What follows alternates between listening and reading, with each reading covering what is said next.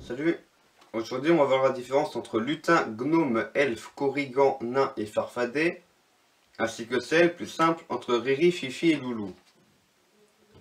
Donc tout d'abord les êtres légendaires. Non, le lutin, c'est un petit être nocturne.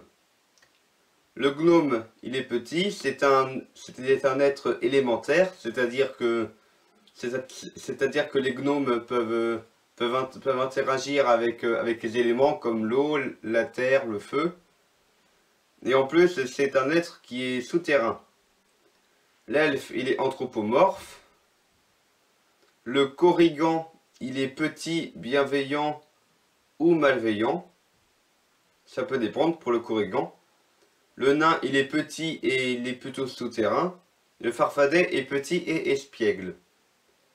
Alors du coup, pour retenir, le lutin est petit et nocturne. Du coup, on peut penser au lutin du Père Noël, vu que le Père Noël, il bosse la nuit. Pour le gnome, on peut penser au gnome de jardin, parce qu'en Angleterre, on parle de gnome de jardin, et non pas de nain de jardin. Et puis les gnomes de jardin, ils sont en terre cuite, souvent. Ensuite, pour les elfes, par rapport au fait qu'ils soient anthropomorphes, on peut penser au fait qu'ils communiquent souvent avec des animaux. Alors quant au korrigan, korrigan, bienveillant, malveillant. Voilà. Ça rime. Alors pour le nain, pour les nains qui sont plutôt des êtres souterrains, on peut penser au nain de Blanche-Neige qui bosse à la mine. Ou alors au nain dans le Seigneur des Anneaux par exemple. Et enfin le farfadet qui est espiègle, disons que souvent quand on pense à un farfadet, on pense à un petit machin qui bouge dans tous les sens. Alors maintenant la différence entre Riri, Fifi et Loulou.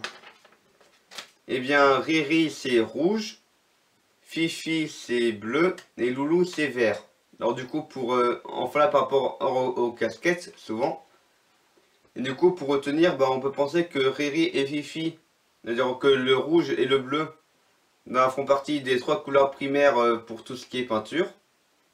Et que du coup, la troisième, le troisième, c'est Loulou. Et puis Riri rouge, ça ressemble aussi. Allez, salut! I have to go.